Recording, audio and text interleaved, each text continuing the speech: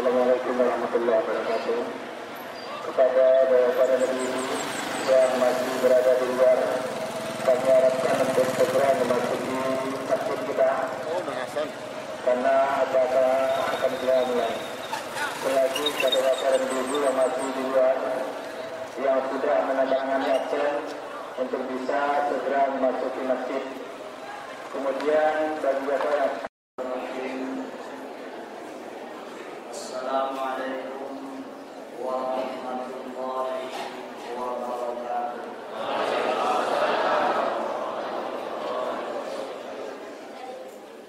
Alhamdulillah wahdah, sadaqa wahdah, wa nasara abdah. Asyhadu an la ilaha illallah wahdahu la syarika lah. Wa asyhadu anna Muhammadan abduhu wa rasuluh la nabiyya wa rasulah ba'da. Qala ta'ala a'udzu billahi minasy syaithanir rajim. Bismillahirrahmanirrahim. Masuk ke YouTube ya. Tapi di editnya wa qad khaba man dassaha. Sungguh pasti akan beruntung orang-orang yang mampu membersihkan hatinya dan merugilah orang-orang yang memakai. Sadaqallahul azim. Kaum muslimin hamba Allah yang berbahagia, puji syukur alhamdulillah. Tiada lupa kita ucapkan kepada Allah Subhanahu wa taala sebagai ungkapan rasa syukur terhadap segala nikmat yang Allah berikan. Walaupun pada kenyataannya nikmat itu belum separuhnya yang kita syukuri.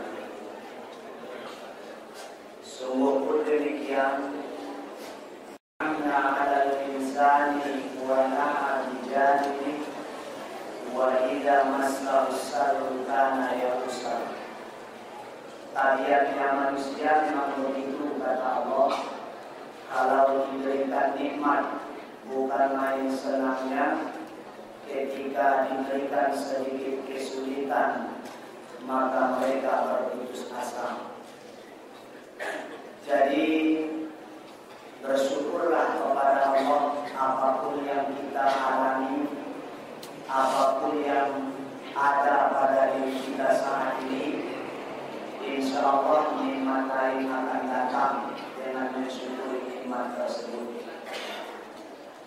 Kalaupun misalnya cuaca pada saat ini kurang bersahabat dengan kita, kadangkala ketika panas bukan main panasnya, ketika hujan kadang-kadang susah berhentinya, tapi alhamdulillah segala hujan yang turun masih hujan air. Bayangkan dengan negara-negara tetangga yang kebanyakan hujan di negeri mereka itu hujan peluru.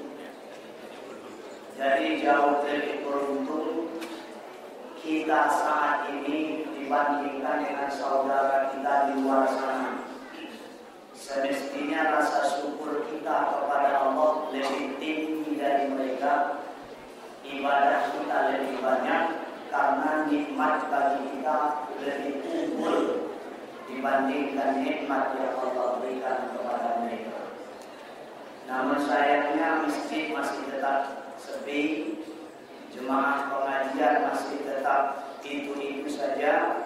Karena apa? Karena kita memandang nikmat itu sebelah mata.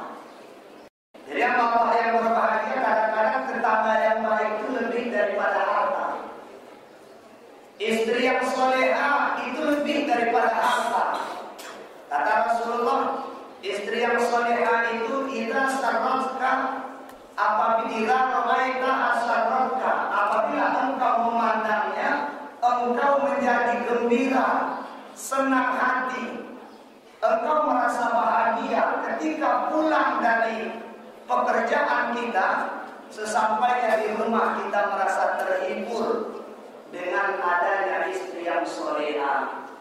Tapi kalau jauh-jauh dari pintu, nampak mukumi nyawa rasul-rasul kelaparan, kan hilang kebahagiaan.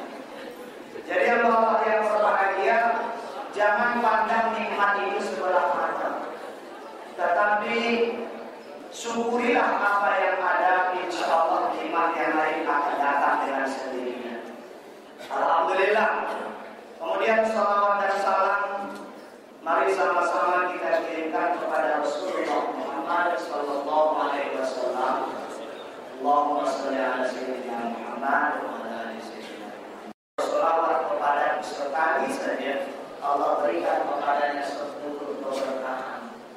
Allah berikan kepadanya 10 anugerah. Anugerah yang dimaksud itu ya tidak juga berupa harta, tetapi berupa ketenangan hidup. Allah yang berbahagia, oleh karenanya jangan lupa berselawat kepada Rasul. Baiklah, kaum muslimin dan kaum muslimat Allah yang berbahagia, nanti kita muliakan. Kemudian bapak-bapak, kepala SKPD dan seluruh pegawai di instansi pemerintah Kabupaten Pasaman yang saya muliakan. Pada hari ini kita akan membicarakan tentang permasalahan penyakit batin yang diungkapkan oleh Al-Imam Al-Ghazali di dalam kitab beliau Arba'in fi Usuluddin, 40 pokok masalah agama. Permasalahan wudhu. Bismillahirrahmanirrahim. Cuma mohon maaf, saya tidak bermaksud mengatakan bahwa bapak dan ibu tidak ngerti wudhu. Hanya saja kebetulan pengajian kita melintasnya di situ. Nah, jadi takbir dari dan wudhu diterangkan dulu sedikit. Saya tidak bermaksud mengatakan bapak dan ibu tidak paham wudhu. Sudah dari kecil kita sholat, masa wudhu tidak paham kan begitu. Hanya saja kebetulan pengajian kita lewatnya di situ ya sedikit kita kupas juga. Dalam Al-Quran Allah katakan, ya ayyuhalladzina amanu idza qumtum ila sholati faghsilu wujuhakum. Wahai orang-orang yang beriman, apabila kamu hendak mendirikan sholat, yang pertama basuh dulu wajahmu. Inilah yang kemudian jatuh ke dalam rukun wudhu menurut Al-Quran hanya 4. Menurut Al-Quran.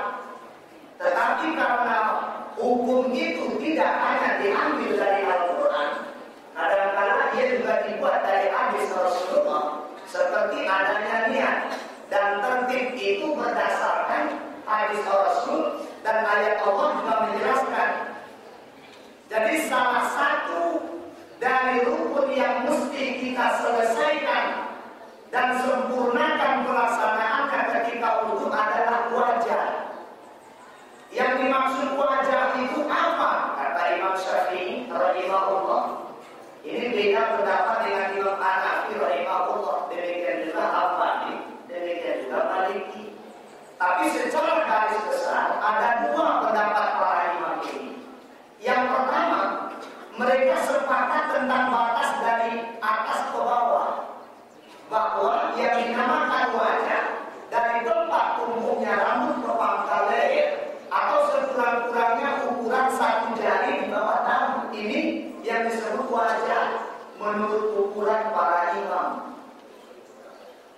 Kemudian dari kiri ke kanan, ini adalah satu pendapat mengatakan barisan anak telinga yang paling luar, dan satu pendapat mengatakan sampai ke belakang telinga.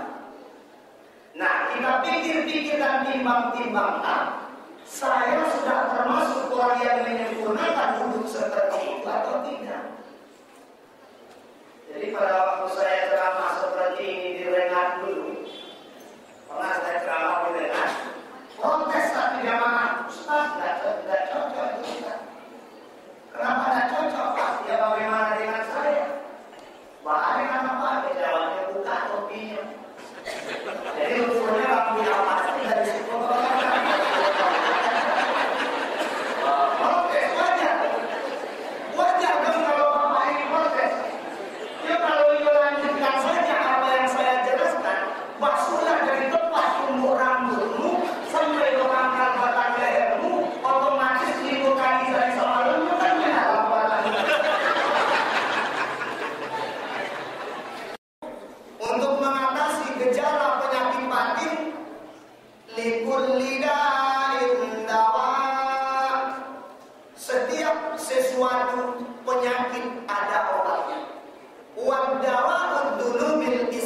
istighfar.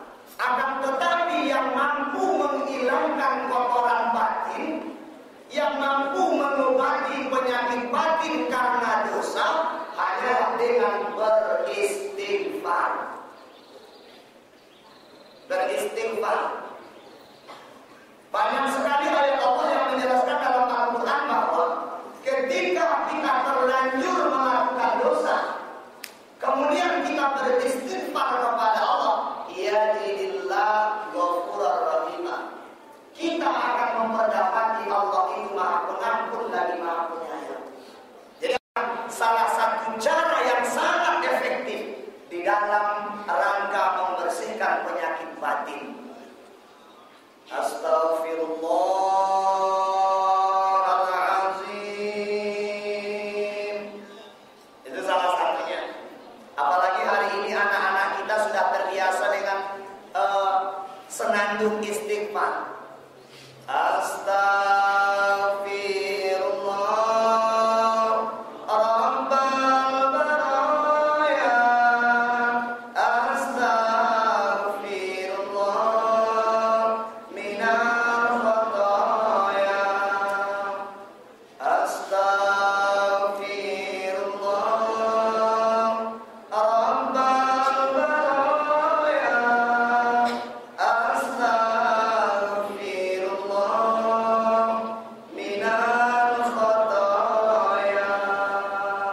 Ini termasuk salah satu senandung yang berarti untuk kepribadian. Daripada luar nyanyi yang tidak lantutan, pagi hari gimana,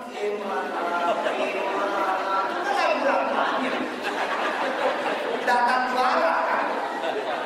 Takaman muka di langkahan, kakak dua indah, laju indah, lebih baik istighfar. Jadi Allah yang berbahagia, istighfar adalah salah satu resep yang paling ampuh dalam rangka mengatasi penyakit batin. Itu satu. Kemudian yang kedua adalah qiraatul Quran, membaca Al-Quran. Membaca Al-Quran ini memang banyak sekali hadis Rasulullah yang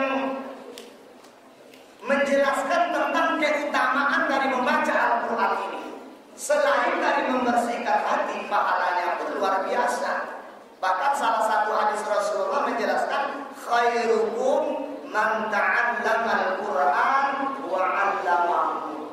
Sebaik-baik manusia dalam pandangan Allah dan Rasulnya adalah orang yang ada keinginan untuk belajar Al-Quran dan ada pula kemauan untuk mengajarkannya kembali. Ini Al-Quran. Ketika kita baca Al-Quran, akan timbul ketenangan di hati kita, kotoran akan dihilangkan, pahalanya luar biasa. Yang ketiga, zikrullah, berzikir. Subhanallah walhamdulillah wa la ilaha illallah Allahu akbar. Ini salah satunya. Subhanallah jadi, alhamdulillah boleh, la ilaha illallah silahkan, Allahu akbar tafadhol, enggak ada masalah. Yang penting zikir. Fa idza qadaytumus sholata fadhkurullaha qiyaman wa qu'udan wa 'ala junubikum. Apabila telah selesai sholat, zikirlah kepada Allah. Boleh dengan berdiri, boleh dengan duduk atau dengan berbaring, karena zikir itu besar manfaatnya. Dan berikutnya, banyak mengingat tentang hari kembali kepada Allah, artinya al-maut. Jadi mengingat kematian ini rupanya efektif dalam rangka membersihkan kotoran batin. Tempat memang anak kita sekolahnya tinggi, harta kita banyak, tanah kita di mana-mana ada, uang kita di bank mana saja ada, emas kita di mana saja ada. Ternyata giliran kita mati, dilepaskan semuanya. Apa yang kau bawa hari ini? Inilah penyesalan, inilah body language daripada orang mati. Bahasa tuh, lapeh tangannya. Kenapa tangan dia lepaskan? Tidak ada yang dapat kau bawa hari ini. lainkan baju seragam. Dibawa baju seragamnya, setelah dibawa baju seragam, datang orang banyak, berangkat ke masjid, mesan terapel supaya datang. Terapel trip terakhir menuju akhirat. Janganlah mau disanjung-sanjung, engkau digelar manusia agung. Janganlah mau disanjung-sanjung, engkau digelar manusia agung. Sadarlah diri, tahu diuntung, sebelum masa keranda diusung. Itulah terapel trip terakhir. Keranda datang. Setelah keranda dibawa, jenazah kita dimasukkan ke dalam keranda. Ini salah satu keluarga kita bicara. Kalau orang Mandailing bilang tariak, martariak kaum pamilina. Kalau orang mengatakan minta izin ahli waris kita, bapak ibu kesanakan yang datang dari ini dan datang dari Mudi, dari Yante, dari bawah, dari Lambah, dari Tuki, dari Jawa, dan Nake. Kini kitalah berkumpul di Siko di rumah duka. Kami selaku anak daripada almarhum ataupun almarhumah mohon izin kepada kita bersama untuk berbicara sejenak. Yang pertama, kami ingin memohon izinkan kesalahan dari orang tua kami. Kalau misalnya ada mulut yang terlanjur bicara kasar, kalau misalnya ada tangan yang salah jangkau, kaki yang salah langkah, menimbulkan dosa bagi almarhum dan almarhumah, kami selaku ahli waris mohon izin, mohon maaf kepada kita bersama. Pak kiro-kiro bapak ibu, lain diizinkan. Kalau lewat kiro-kiro orang mengecek itu bakal dulu. Pak kiro-kiro bapak ibu, kiro-kiro iyo, kiro-kiro indah. Artinya nasib-nasiban Pak. Jadi jangan tunggu orang lain yang minta izin kesalahan kita. Jangan tunggu orang lain yang mohon maaf kesalahan kita. Selagi ada waktu, kesempatan masih ada, perbaiki hubungan hari ini.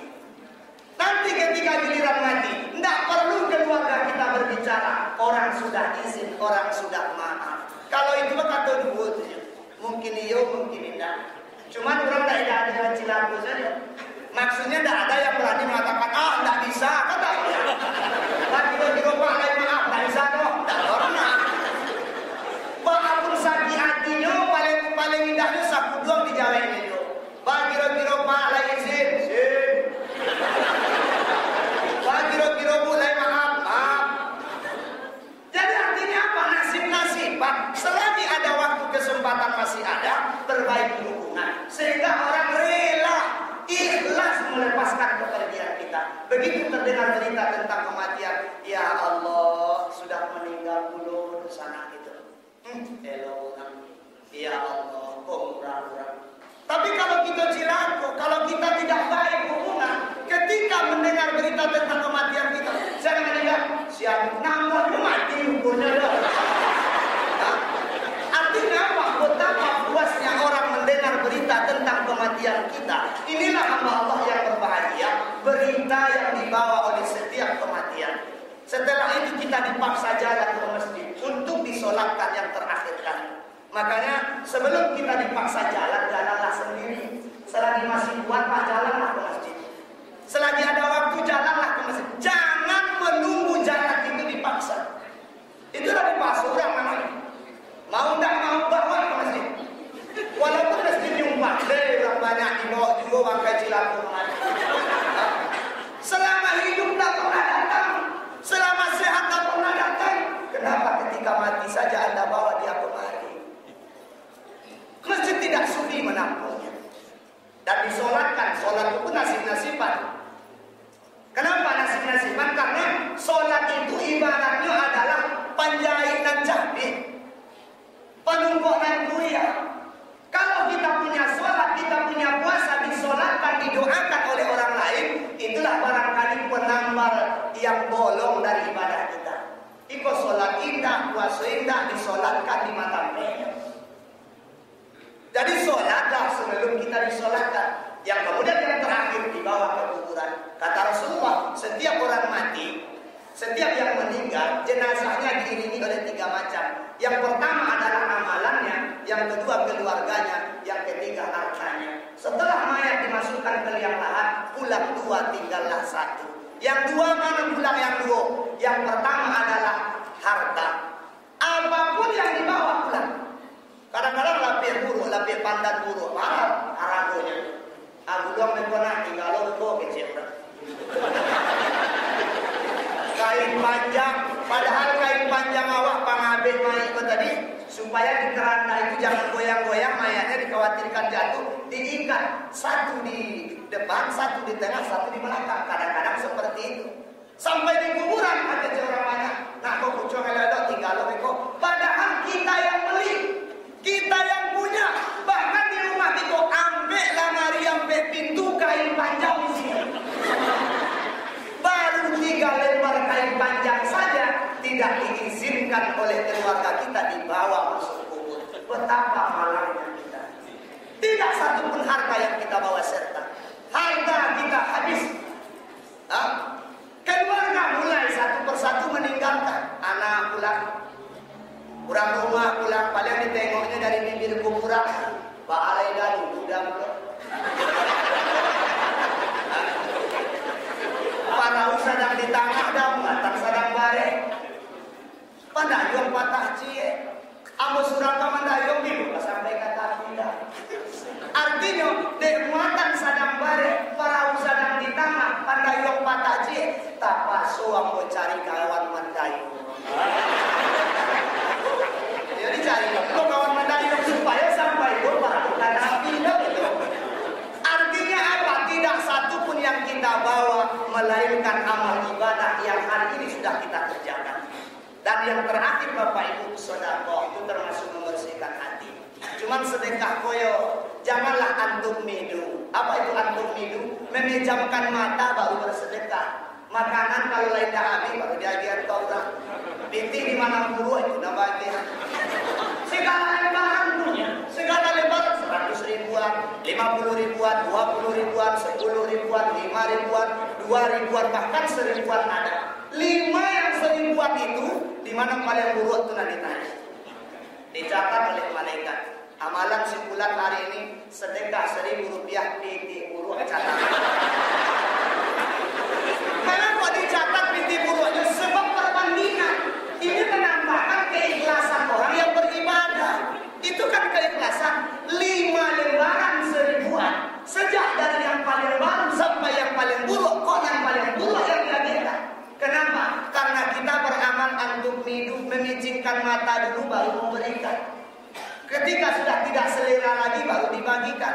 Ketika sudah tidak mau lagi baru diberikan.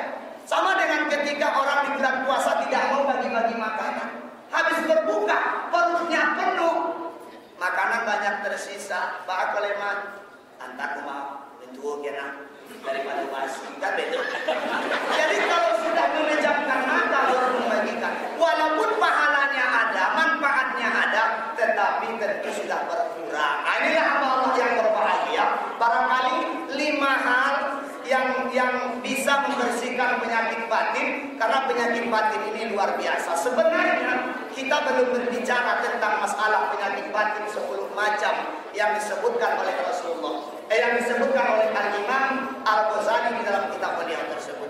Hanya saja barangkali karena kesempatan kita terbatas, pada hari ini kita cukupkan dulu sampai di sini. Barangkali di lain waktu dan kesempatan baru kita berbicara tentang apa sih itu penyakit batin yang berbahaya itu. Dan bagaimana cara mengatasinya? Cara mengatasinya hari ini sudah kita ungkapkan cara mengatasinya. Hanya saja kita belum tahu apa jenis penyakitnya. Insya Allah nanti akan kita jelaskan di dalam kesempatan. Sekarang mari kita tutup tausiah agama kita ini dengan berdoa